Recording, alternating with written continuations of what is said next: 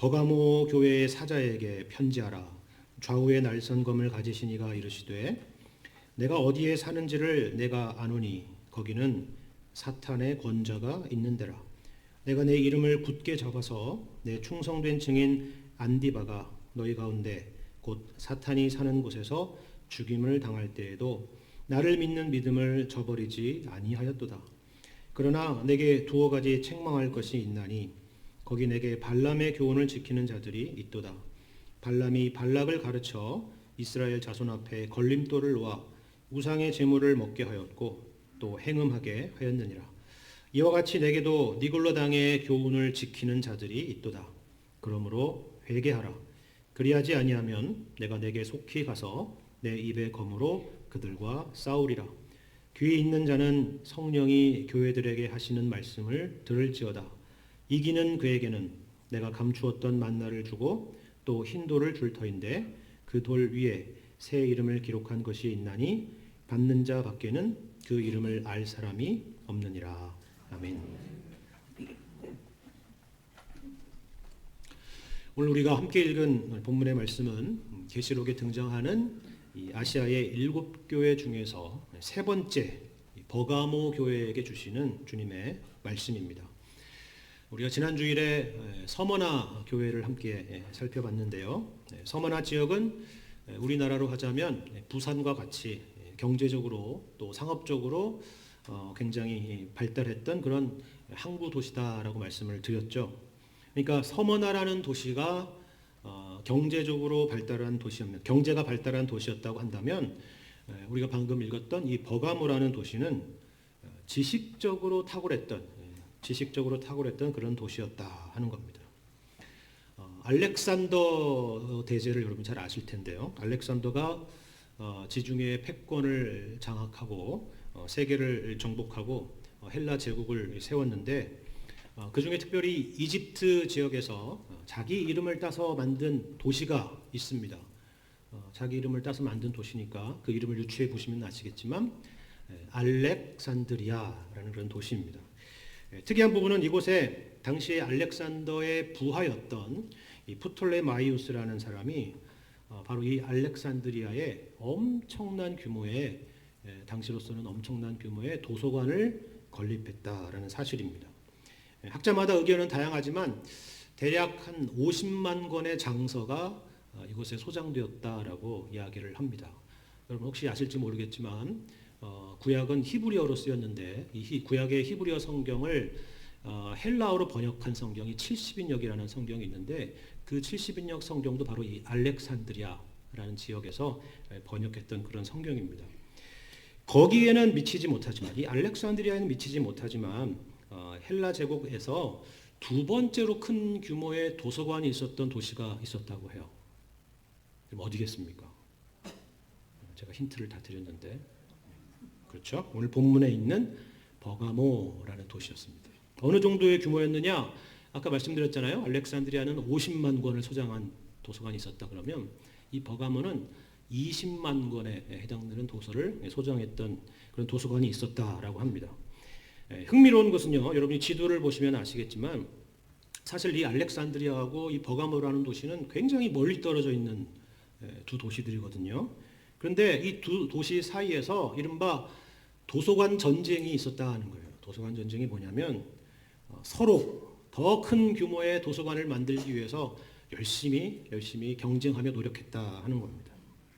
그런데 당시의 책은 오늘과 같이 이렇게 종이로 만들어진 것이 아니라 이집트 나일강 하류에서 나는 그 갈대로 만든 이 파피루스라는 것으로 만들었는데요. 이 버가모라는 지역에서 계속 도서관의 몸집을 키워나가니까 이것을 저지하기 위해서 이집트의 알렉산드리아에서 어떻게 했겠어요? 이 파피루스의 수출을 저지한 겁니다. 그곳으로 수출하지 못하도록 금지시켜버린 것입니다. 그럼 어떻게 하겠습니까? 버가모는 방법이 없겠죠. 파피루스의 대체제를 만들기 시작했는데요. 그것이 바로 그때 만들어진 것이 양피지라는 겁니다. 양피지가 뭡니까? 양피지라는 것은 이름 그대로죠. 양의 가죽으로 만든 종이, 그 양피지입니다. 뭐 양의 가죽이든 소의 가죽이든 그런 짐승의 가죽으로 만든 종이란 말이죠. 당연히 이 파피루스하고는 비교할 수 없을 정도로 비싸겠죠. 왜냐하면 동물을 죽여서 만들어야 되는 종이들이니까. 하지만 이 양피지로, 그 비싼 양피지로 책을 만들 정도로 이 학문적인 열정이 대단했던 도시가 어디라고요? 버가모라는 도시였다 하는 겁니다. 여기서 흥미로운 사실 하나 더 알려드리면요, 우리나라 말로 이 버가모라고 번역된 본래 이름은, 여러분 혹시 한영 성경으로 되어 있는 분은 보시면 더 보시겠지만 본래 이름은 페르가몬이라는 도시래요. 페르가몬. 여러분 페르가몬하고 소가죽 하니까 여러분 떠오르는 브랜드가 있지 않습니까? 예, 그건 다 아시겠죠. 버가모는 몰라도 페라가모라는 브랜드인데요. 그 유명한 가죽 브랜드가 바로 이 버가모에서 나온 단어입니다. 여러분 또 한 가지 오늘 본문의 버가모와 연관된 이야기를 한 가지 드리자면, 이건 뭐 꼭 연관성은 없는 건데요. 여기는 아주 지식적으로 학문적으로 탁월했다 그러지 않았습니까? 요즘에 한국이든 뭐 세계 어느 나라든 간에 자식이 똑똑하고 공부를 잘하면 어디를 보내려고 하죠? 의대를 보내려고 하죠. 의사가 되도록 하려는데, 여기 이 지식의 도시 버가모도 우리가 보통 의학의 아버지라 부르고 의사가 되면 꼭 선설하는 것이 있습니다. 바로 히포크라테스 선서인데요. 바로 이 히포크라테스가 활동했던 곳이 바로 이 버가모라는 곳이었다 하는 겁니다. 당시에 의술의 신으로 알려진, 이 그리스 신화의 의술의 신으로 알려진 아스클레피온이라는 이 신을 모시는 신전이 있었다고 하는데, 이곳은 신전이기도 하고 병원이기도 하고 또 의학교로도 활용되었다라고 그렇게 알려져 있습니다. 흥미로운 것은 이 의술의 신 아스클레피온의 상징이 지팡이에 뱀들이 휘감고 있는 그런 모양이었어요. 여러분 혹시 보신 분도 계실 거예요. 병원 같은 데를 가보시면 이런 모양을 흔히 보실 수가 있을 겁니다. 혹은 뭐 그 응급차나 이런 데도 이런 모양이 있는 게 볼 수 있는데, 오늘날에도 병원이나 의료단체의 상징으로 사용되고 있는 그 모양인데요. 어떤 분은 그걸 보면서 이건 그 모세가 광야에서 들었던 그 지팡이의 그 노뱀이 아니냐 이렇게 생각하는 분도 계실지 모르겠는데, 그게 아니라 여기 나와 있는 아스클레피온의 상징입니다. 그래서 어떤 학자는 오늘 본문 13절에 거기는 사탄의 권좌가 있는 곳이라 라고 했는데, 바로 이 아스클레피온의 신전을 의미하는 것이 아니겠냐라고 추측하는 사람도 있었던 것입니다. 다시 말씀드리면, 앞서서 서머나라는 도시가 상업적인 도시고 경제적인 도시였다 그러면, 여기 버가모는 학문적인 도시였다, 지적인 도시였다 하는 겁니다. 그러니까 미국으로 비유하면, 서머나를 뉴욕으로 비유한다면 이 버가모는 오늘날 하버드나 MIT가 있는 보스턴으로 비유할 수 있는 그런 도시다 할 수 있다 하는 것입니다. 제가 이런 말씀을 드리는 이유는 이 버가모라는 도시가 그런 도시였습니다라는 무슨 깨알 상식 이런 거 가르쳐 드리기 위해서 말씀을 드리는 것이 결코 아닙니다. 이 도시의 특징을 우리가 여기서 딱 한 가지만 기억해 보자는 거예요. 그것이 오늘 본문의 말씀과 굉장히 중요한 연관이 있기 때문에 그렇습니다. 버가모라는 도시는 어떤 도시라고요? 지식을 굉장히 중시하는 도시다. 학문적인 도시였다. 대단한 도서관이 있었다. 지식을 숭상하는 그런 도시였다 하는 겁니다. 좋습니다. 사실 이 땅의 역사 가운데 존재했던, 그리고 지금도 존재하는 그런 지상의 교회들, 지역사회 가운데 존재하는 이런 교회들을 생각해 보면 참 생각해 볼 게 많이 있습니다. 에베소서의 말씀처럼 교회는 주님의 몸입니다. 주님의 몸이라는 것은 성육신을 의미하는 것이죠. 그럼 여러분, 성육신이라는 게 뭐예요?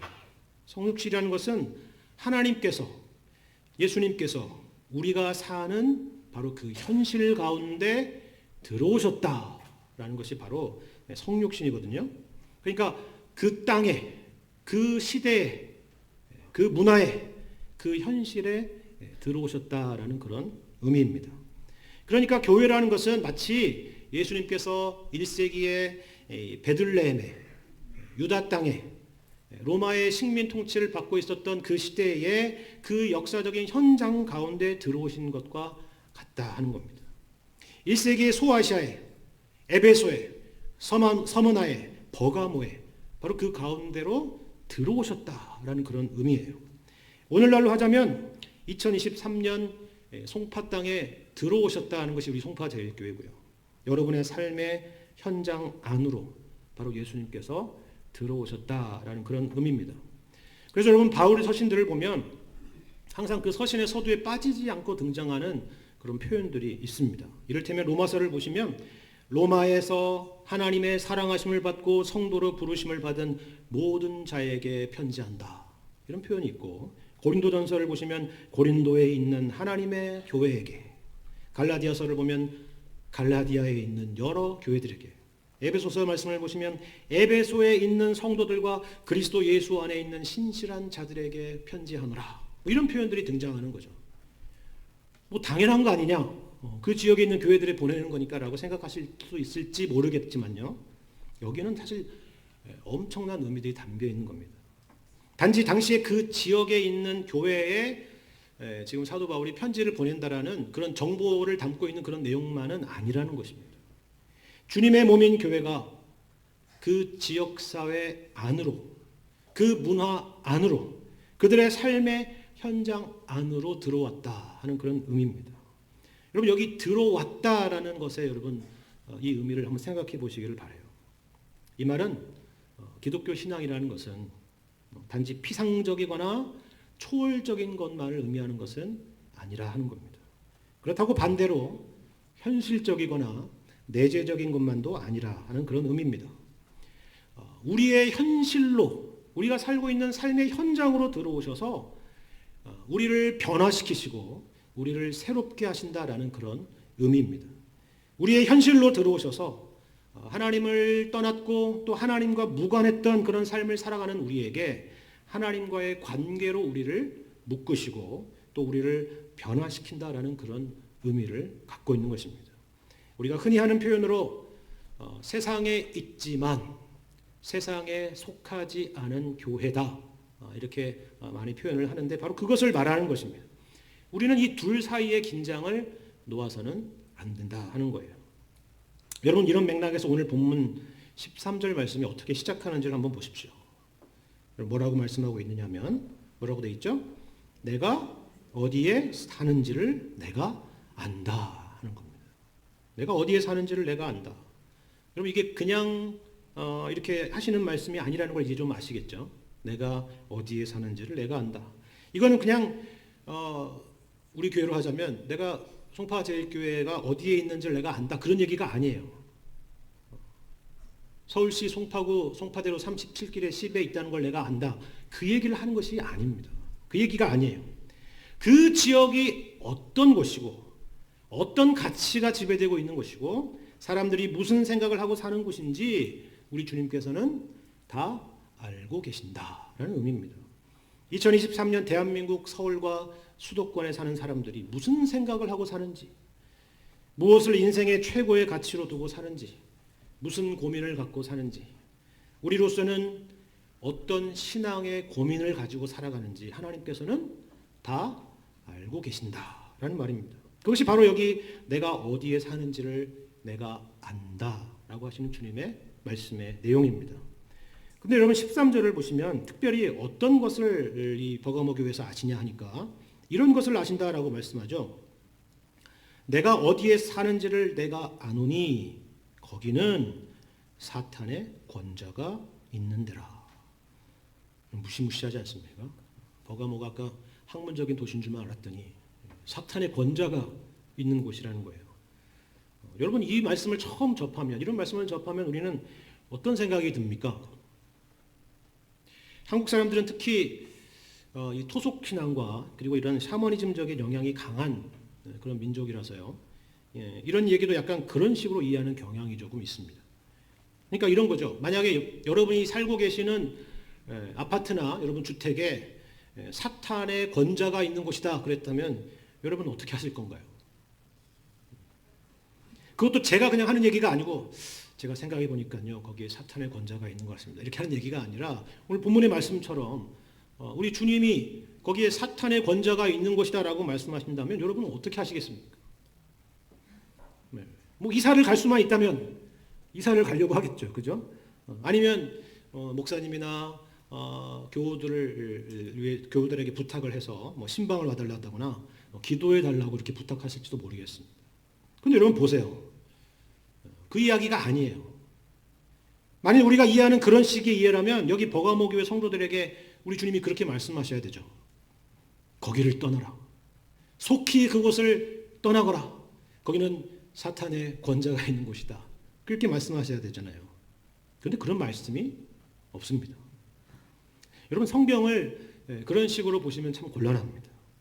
여기는 우리 주님이 통치하시는 곳이고 저기는 사탄의 보좌가 있는 곳이고 여러분 그런 곳이 어디 있어요?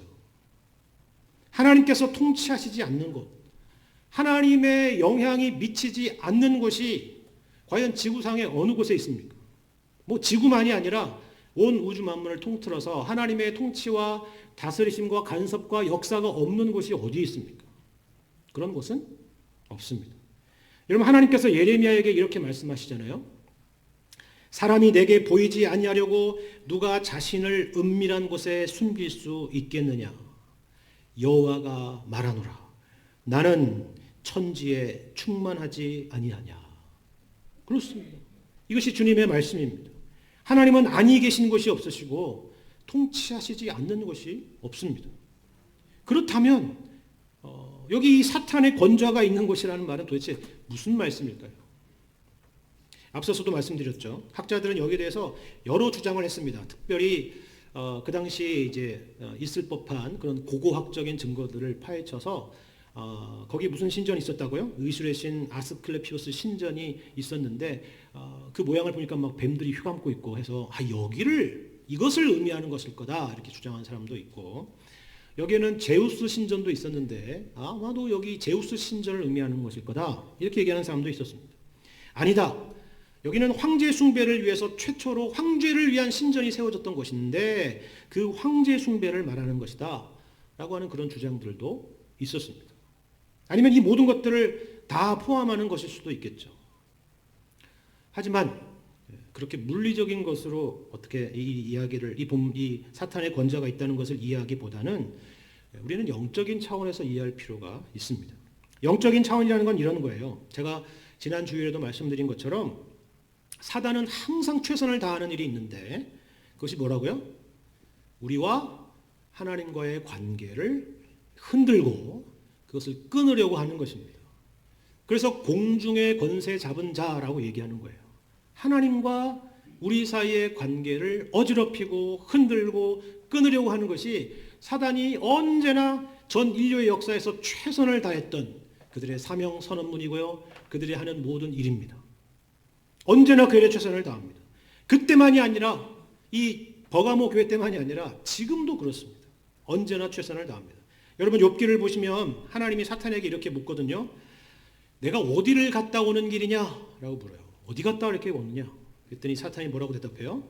땅을 두루 돌아 여기저기 다녀왔나이다. 이 표현 재미있지 않습니까? 사단은 바쁘다는 거예요. 바빠요.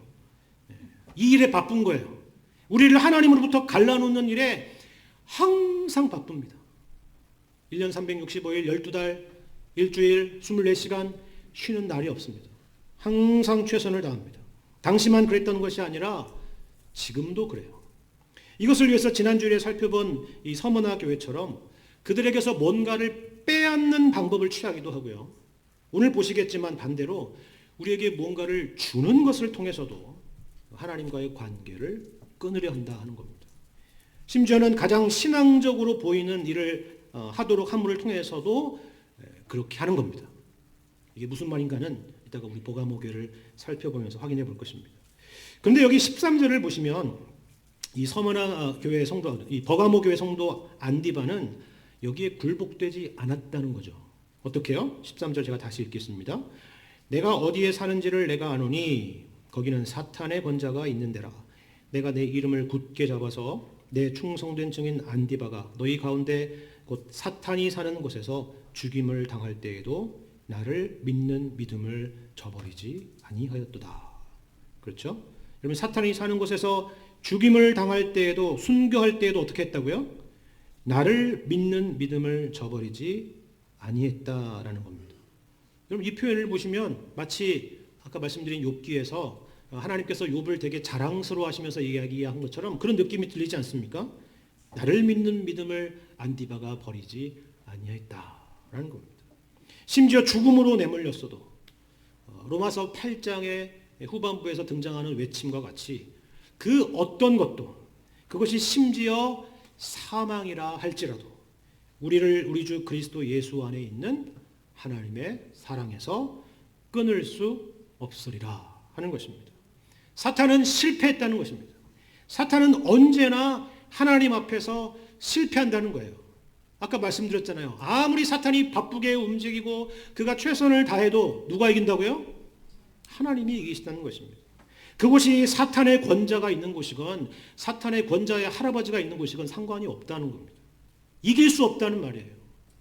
이 사실을 믿으시는 여러분 되시기를 바랍니다. 그런데 여러분 이어지는 말씀을 보세요. 14절, 15절 말씀입니다. 그러나 뭔가 분위기가 달라지죠. 내게 두어 가지 책망할 것이 있나니 거기 내게 발람의 교훈을 지키는 자들이 있도다. 발람이 발락을 가르쳐 이스라엘 자손 앞에 걸림돌을 놓아 우상의 제물을 먹게 하였고 또 행음하게 하였느니라. 이와 같이 내게도 니골라 당의 교훈을 지키는 자들이 있도다. 여러분 이렇게 예수님께서 책망하고 계십니다. 발람의 교훈과 니골라 당의 교훈을 지키는 자들이 있다 하는 거죠. 니골라 당의 교훈이 무엇인지에 대해서는 우리 앞에서 에베소 교회에서도 봤지만 다른 설명이 특별히 없으니까 구체적으로 추측은 할 수 있지만 정확하게 설명할 수가 없습니다. 그런데 여기 15절에 이와 같이 내게도 니골라 당의 교훈을 지키는 자들이 있도다라고 이와 같이라는 표현을 봤을 때 이 발람의 교훈이라는 것과 크게 다르지 않는 어떤 것이겠구나라는 것은 추측해 볼 수가 있어요. 그러면 이 발람의 교훈이란 그럼 도대체 뭐냐? 14절에 다시 보면 설명하기를 발람이 발락을 가르쳐 이스라엘 자손 앞에 걸림돌을 놓아 우상의 제물을 먹게 하였고 또 행음하게 했다라는 겁니다. 이게 발람의 교훈이었다는 거예요. 이건 사실 민수기에 나오는 말씀인데요. 당시 이스라엘 백성들이 출애굽해서 가나안 땅으로 향해 가고 있는 그런 노정 중에 있었던 그런 시대였습니다. 그런데 여러분 생각해 보세요. 이게 무슨 한 가정이 움직이는 것도 아니고 뭐 한 부족이 움직이는 것도 아니고 엄청난 이 이스라엘이란 대민족이 이동하는 그런 장면들 여러분 생각해 보세요. 당시에 모압 땅에 살고 있었던 모압 왕 발락이 이것을 봤을 때 뭐 아름답다 그랬겠어요? 두려웠겠죠. 행여나 저들이 우리 땅에서 무슨 일을 할 것 같은 그런 두려움이 있어서 한 가지 그것을 피할 수 있는 그것을 막을 수 있는 방법을 고안했던 것입니다. 그게 뭐냐면 당시에 유명한 주술가였던 발람이라는 사람을 고용해서 그에게 많은 돈을 주고 이스라엘을 저주하도록 했던 것입니다. 그러면 여러분 민수기에서 보시면 아시겠지만 저주하려고 했던 그 모든 일들은 번번이 실패합니다. 심지어 저주가 아니라 축복을 해버려요.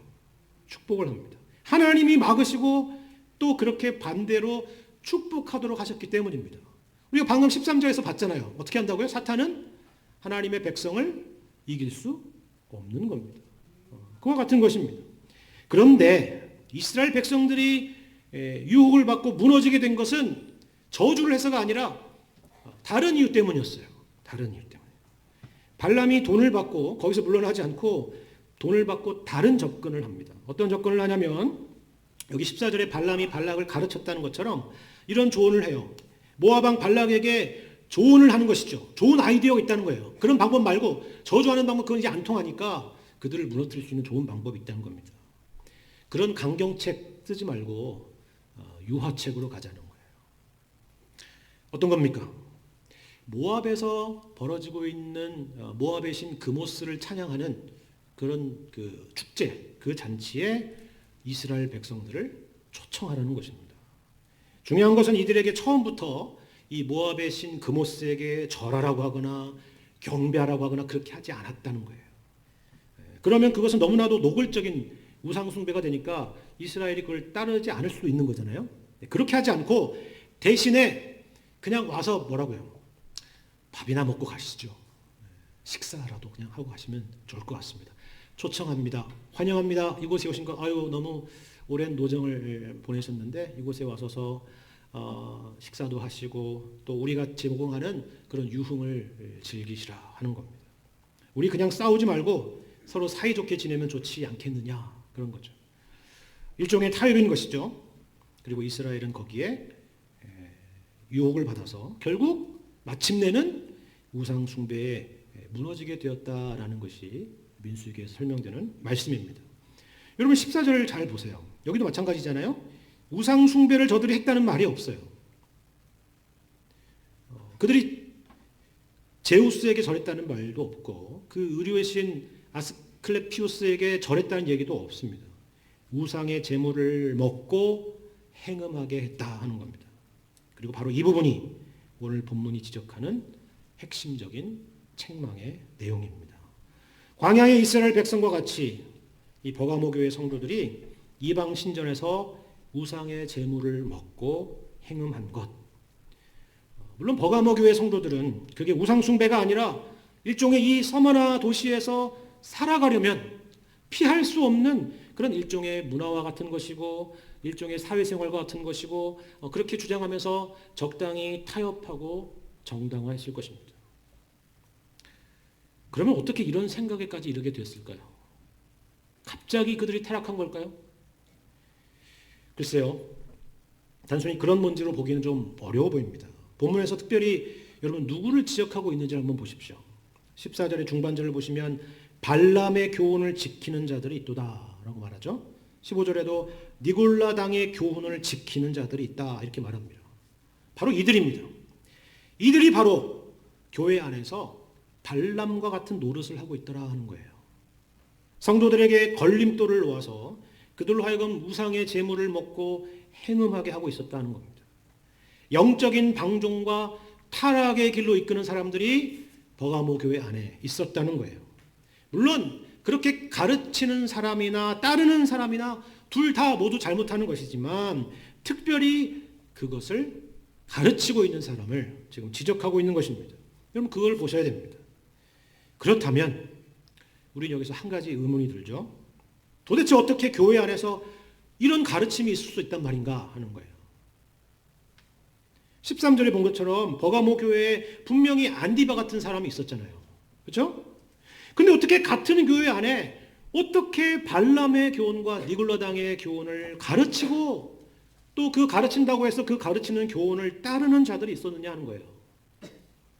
어떻게 이런 일이 있었을까요? 어떻게 한 교회 안에 이 두 가지의 극단의 모습이 나타날 수 있었을까요? 혹시 이 두 가지를 연결할 만한 특별한 무엇이 있는 것은 아닐까 그런 생각을 하게 되는 거죠. 제가 서두의 버가모 지역은 어떤 도시였다고요? 굉장히 지적이고 학문적인 도시였다라는 것을 여러분 다시 한번 기억해 보시기를 바랍니다. 하나님께서는 이 버가모라는 이 지적인 도시에 교회를 세우시고 그들의 지적 세계를 변화시키셨을 것입니다. 그리고 하나님께서 저들의 지식을 사용하셔서 수많은 사람들에게 기독교 신앙에 대한 확신을 갖게 하시고 또 세상 속에서 기독교 신앙을 변증하게 하셨을 거예요. 그들 가운데는 훌륭한 신학자들도 나왔을 수 있고 또 C.S. 루이스와 같은 훌륭한 지적인 변증가가 나왔을 수도 있을 겁니다. 버가모 도시가 어떤 도시이기 때문에요. 지적인 도시고 학문적인 도시였던 그런 만큼 그런 접근이 필요했을 테니까요. 말씀드렸잖아요. 그것과 무관한 것이 아니라 교회는 그러한 문화, 그러한 지식을 하나님께서 사용하셔서 하나님의 관계 아래서 그 지식을 활용하여서 그 지식을 사용하여서 그 세상 앞에 하나님의 어떠하심을 증거하는 그것으로 사용하기 때문에 그렇습니다. 그런데 우리가 에베소 교회의 경우에서 보았던 것처럼 이러한 지성이라는 것이 하나님께 붙들리지 않는다면 얼마든지 잘못된 방향으로 갈 위험이 있다라는 사실입니다. 여러분 에베소 교회는 그 지식으로 자칭 사도라 하지만 아닌 사람들을 시험하고 거짓된 것들을 드러냈다고 했잖아요. 하지만 바로 그 동일한 지식 때문에 처음 사랑을 버리게 되는 일이 생겼다라고 우리는 말씀을 통해서 확인했습니다. 그러니까 지식이 사랑으로 가지 않고 성도들에 대한 판단과 정죄와 가름으로 갔다는 것입니다. 그렇다면 오늘 본문의 버가모 교회는 어땠을까요? 이 지식이 어디로 갔습니까? 이 지식이 방종과 타락으로 갔습니다. 너무나도 지식이 탁월해서 그쪽으로 가버린 거예요. 되게 아이러니죠?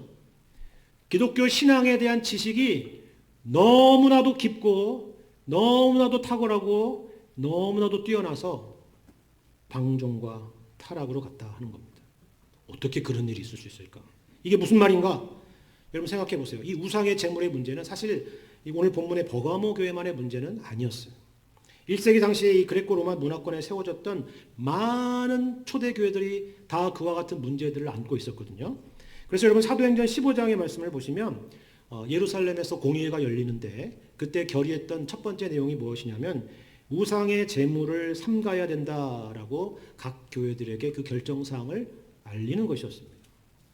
그리고 대표적으로 여러분 고린도 교회를 생각해 보세요. 이 버가모 교회와 똑같은 문화 아래에 있었던 교회입니다. 우상의 제물 문제로 교회가 시끄러웠던 교회였고 이 고린도 교회는 마찬가지로 지적인 도시였고 학문적인 도시였습니다. 그런데 여러분 이 부분에 대해서 고린도전서 8장의 말씀을 보시면 이 우상의 제물에 대한 문제가 어떻게 말씀드린 그 지식이라는 것과 엮여 있었는지를 확인해 볼 수가 있는 그런 내용이 등장합니다. 어떻게 우상의 제물을 먹는 것과 지식이 연결되어 있을까? 여러분 이 조금 긴 내용이긴 하지만 오늘 본문을 이해하는 데 중요한 부분이어서 여러분 꼭 한번 보시면 좋을 것 같습니다. 고린도전서 8장 1절 이하의 말씀을 제가 읽겠습니다. 우상의 제물에 대하여는 우리가 다 지식이 있는 줄을 아나 지식은 교만하게 하며 사랑은 덕을 세우나니 만일 누구든지 무엇을 아는 줄로 생각하면 아직도 마땅히 알 것을 알지 못하는 것이요 또 누구든지 하나님을 사랑하면 그 사람은 하나님도 알아주시느니라. 여러분 여기 일반론적인 설명인데요. 지식이 먼저냐 사랑이 먼저냐 하는 거예요. 여러분 뭐가 먼저입니까? 사랑이 먼저라는 겁니다. 하나님을 사랑하는 그 사랑 안에 지식이 있지 않으면 그 지식은 뭐가 되고? 교만이 되고 지식이라는 게 도대체 뭔지도 모르는 사람이라는 겁니다. 이어서 4절 보겠습니다. 그러므로 우상의 제물을 먹는 일에 대하여는 우리가 우상은 세상에 아무것도 아니며 또한 하나님은 한 분밖에 없는 줄을 아노라. 비록 하늘에나 땅에나 신이라 불리는 자가 있어 많은 신과 많은 주가 있지만 그러나 우리에게는 한 하나님 곧 아버지가 계시니 만물이 그에게서 났고 우리도 그를 위하여 있고 또한 한 주 예수 그리스도께서 계시니 만물이 그로 말미암고 우리도 그로 말미암아 있느니라. 여러분 보세요. 하나님 외에 신이 있습니까? 없습니까? 없죠. 그렇게 불리는 존재들은 동서고금에 수없이 많이 있지만 하나님 외에 다른 신이 없다는 것은 너희가 너무나 잘 알고 있지 않느냐? 그 얘기예요. 그러니까 우상에게 바쳐진 제물이라고 해서 우상에게 바쳐진 무슨 고기라고 해서 무슨 화학 성분이 달라지는 것도 아니고 무슨 귀신이 먹다 남겨둔 것도 아니니까 먹어도 된다는 거예요? 안 된다는 거예요? 된다는 거죠. 그런데 우리가 여기서 그치면 안 되고 한 가지 더 알아야 될 것이 있다는 거예요. 이게 더 중요한 겁니다. 7절 보세요. 그러나가 중요한 거죠. 그러나 이 지식은 모든 사람에게 있는 것은 아니므로 어떤 이들은 지금까지 우상에 대한 습관이 있어 우상의 제물로 알고 먹는 거로 그들의 양심이 약하여지고 더러워지느니라. 음식은 우리를 하나님 앞에 내세우지 못하나니 우리가 먹지 않는다고 해서 더 못 사는 것도 아니고 먹는다고 해서 더 잘 사는 것도 아니니라. 그런즉 너희의 자유가 믿음이 약한 자들에게 걸려 넘어지게 하는 것이 되지 않도록 조심하라. 지식 있는 내가 우상의 집에 앉아 먹는 것을 누구든지 보면 그 믿음이 약한 자들의 양심이 담력을 얻어서 우상의 제물을 먹게 되지 않겠느냐? 그러면 내 지식으로 그 믿음이 약한 자가 멸망하나니 그는 그리스도께서 위하여 죽으신 형제라. 이같이 너희가 형제에게 죄를 지어 그 약한 양심을 상하게 하는 것이 곧 그리스도에게 죄를 짓는 것이니라. 그러므로 만일 음식이 내 형제를 실족하게 한다면 나는 영원히 고기를 먹지 아니하여 내 형제를 실족하지 않게 하리라. 그렇죠. 여러분 어떤 결론인지 아시겠죠? 우상의 제물이라고 해서 못 먹을 이유가 없는 겁니다. 우상이란 존재하지도 않는 거니까요. 맞는 말입니다. 대단한 지식이죠. 고상한 지식입니다. 기독교 신앙의 탁월한 지식입니다. 그런데 이 대단한 지식으로 믿음이 연약한 사람한테 뭐라고 그러는 거예요? 뭐 그런 거 가지고 쫄고 그래. 먹어. 괜찮아. 나도 먹었어. 라고 이야기하는 겁니다. 맞지요? 말씀드린 것처럼. 맞습니다. 그런데요, 교회 안에는 참 다양한 사람이 있는 겁니다. 아직 그 믿음에 이르지 못한 사람도 있고요. 아직도 그 음식이라는 것과 우상 숭배와 연계해서 이해하는 사람도 교회 안에는 존재하는 것입니다. 여기 13절에 형제를 실족하게 한다라는 말이 바로 오늘 본문 14절에 걸림돌이라는 것과 동일한 단어입니다. 그런데 사도 바울은 어떻게 했어요? 만일 음식이 내 형제를 실족하게 한다면, 그게 걸림돌이 된다면 나는 영원히 고기를 먹지 아니하여 내 형제를 실족하지 않게 하겠다 하는 것입니다. 여러분, 이 부분이 굉장히 중요한 것이에요. 우리는 우리의 지식이 어디를 향해 가고 있는지 진지하게 생각해 봐야 한다 하는 것입니다.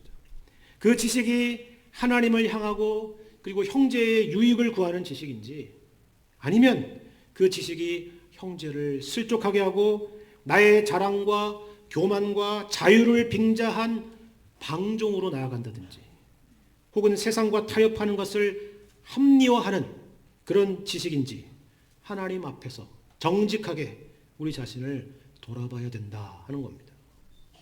여러분, 제가 목사니까요, 가끔 성도님들이 그런 질문을 저한테 많이 하세요. 목사님, 이거 이렇게 해도 되는 건가요? 이거 이렇게 해도 성경에는 문제가 없는 거죠? 그래도 목사님은 다른 목사님과는 달리 이렇게 좀 꽉 막히지 않은 분이라고 저는 생각을 해서 이런 질문을 드리는 겁니다 하면서 저를 이렇게 약간 띄우면서 말씀을 하는 거죠. 여러분, 몰라서 묻는 질문일까요? 아니죠. 알면서 묻는 질문입니다. 답을 다 알고 하시는 질문이에요. 그런데 그 정답이라는 것이 여러분 아시다시피 어떤 맥락이냐에 따라서 그 답이라는 것이 답일 수도 있고 아닐 수도 있는 것입니다. 하지만 그분은 저한테 정답을 받아서 본인이 하고 싶어하는 그 일을 정당화하고 싶은 거예요. 그렇잖아요. 물론 저는 그렇게 믿고 싶지 않고 그분의 본심을 저는 정확히 알지를 못합니다. 그러나 누구는 아세요. 우리 주님은 아십니다. 그러니까 여러분 보세요. 16절 말씀. 16절을 보시면 이렇게 말씀합니다. 그러므로 회개하라. 그리하지 아니하면 내가 내게 속히 가서 내 입의 검으로 그들과 싸우리라 말씀합니다. 무서운 말씀이죠. 회개하지 않으면 검으로 그들과 싸우시겠다 말씀하니까요. 그래서 어떤 분은 이 검이라는 것이 사법적인 심판을 의미하는 것이다, 그것을 상징하는 것이다 라고 이야기하는 분도 계세요. 당시 버가모에는 총독이 있었는데 총독에게는 사형 집행 권한이 있었다. 마치 예수님 당시의 빌라도처럼 그렇다는 것입니다. 그러니까 이거는 그런 하나님의 심판에 대한 것이다 라고 말씀하는 분이 계십니다. 그 부분도 저는 일리가 있다고 생각을 합니다. 그런데 여기를 자세히 보시면 손에 검이 있는 게 아니라 어디 있어요? 내 입의 검이라고 말씀하잖아요. 내 입의 검. 그리고 12절에는 예수님이 어떻게 묘사되고 있냐면 좌우에 날선 검이라고 묘사되는 걸 볼 수가 있습니다. 이것은 성경에서 주로 하나님의 말씀을 묘사할 때 하는 그런 표현들이죠. 그렇다면 이 말씀은 어떤 의미일까요? 여러분 잘 아는 히브리서 4장 12절에 보면 이런 묘사가 있어요. 하나님의 말씀은 살아있고 활력이 있어서 좌우에 날선 어떤 검보다 예리하여 혼과 영과 및 관절과 골수를 찔러 쪼개기까지 하며 또 마음의 생각과 뜻을 판단한다라는 말씀입니다. 그렇습니다.